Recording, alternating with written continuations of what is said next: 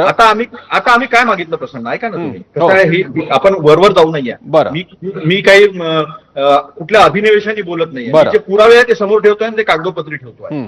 आता ह्या 4 डिसेंबरला मागितलेल्या पत्राचं उत्तर जे आहे ते 15 जूनला येतं. जनरली 30 दिवसामध्ये माहिती अधिकारमध्ये दिली पाहिजे, पण दिली नाही. बरं. आणि ते पत्र कसं, आम्ही विचारलं त्यांना की द्या आम्हाला ती माहिती. त्यांनी कसं सांगितलं, नाही थांबा तुम्ही 2-4 दिवस.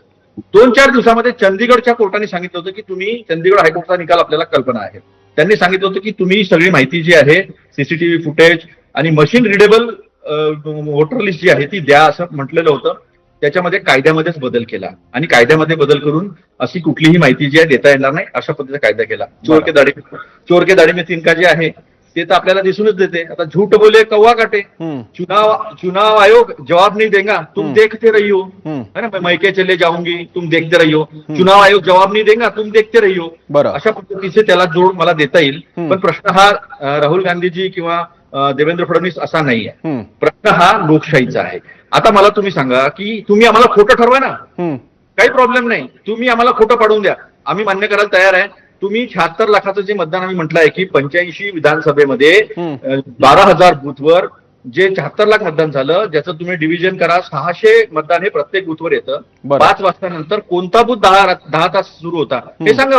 एका मतदानाला तरी आम्ही 1 मिनिट देतोय, तसं 2.5 ते 3 मिनिट लागतात एका मतदानाला. तर कोणता बूथ सकाळी 3 ते 4 वाजेपर्यंत चालू होता त्याचं उत्तर द्यावं. तुम्ही वोटर लिस्ट का देत नाही? तुम्ही 17A मध्ये पूर्ण रजिस्टर असतं, पूर्ण वोटरची माहिती असते, सगळं लपवता का बरं आहे? तुम्ही देत का नाही आहे? तुम्ही एकदा देऊन आम्हाला खोटं ठरवून टाका ना, काही प्रॉब्लेम नाही. पण तुम्ही लपवता आहात, तुम्ही देत नाही. इलेक्शन कमिशनकडे आम्ही जाऊन आलो, नाना पटोलेची त्यावेळेस होते, मी तिथले कंट्रोल रूमचा चेअरमन होतो महाराष्ट्राच्या. म्हणजे आमचा जो बूथ सगळ्या इन्फॉर्मेशन ज्या होत्या त्या आमच्याकडे होत्या. त्याच्यानंतर त्याच्यात पवन खेरा जे होते आमचे राष्ट्रीय चेअरमन, त्यानंतर अभिषेक मनु सिंघवी होते, जयराम रमेशजी होते, गुरदीप सप्पलजी होते, सगळे नेते जे आहेत तिथे आम्ही गेलो होतो, शेवशाही ऐकवली. मग राहुल गांधींनी जे पत्र लिहिलं होतं हिंदू इंडियन एक्सप्रेसमध्ये, त्याला जे 3 पानाचं उत्तरात काहीच नाही आहे, शेरोशायरी आहे.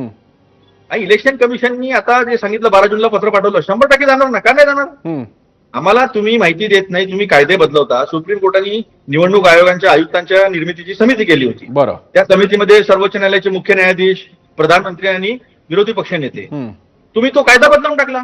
म्हणजे त्याची तटस्थता आणि ते लोकशाहीत्मक प्रक्रिया जी आहे ती तुम्ही हुकुमशाहीकडे नेली आणि एक ज्युनियर मंत्री त्याच्यामध्ये सभासद राहील असं करून तुम्ही सुप्रीम कोर्टाचे जे मुख्य न्यायाधीश आहेत त्यांना काढून टाकलं. ठीक आहे. मी अतुलजी, एक चर्चेचा पहिला राऊंड पूर्ण होण्याच्या दृष्टीने तुम्ही एक चर्चेची फ्रेम सेट करण्यासाठी एक चांगला मुद्दे दिलेले. मी आता ते दयाशंकर तिवारी यांच्याकडे घेऊन जातो. नागपूरचे भाजपचे शहराध्यक्ष आहेत दयाशंकर तिवारी.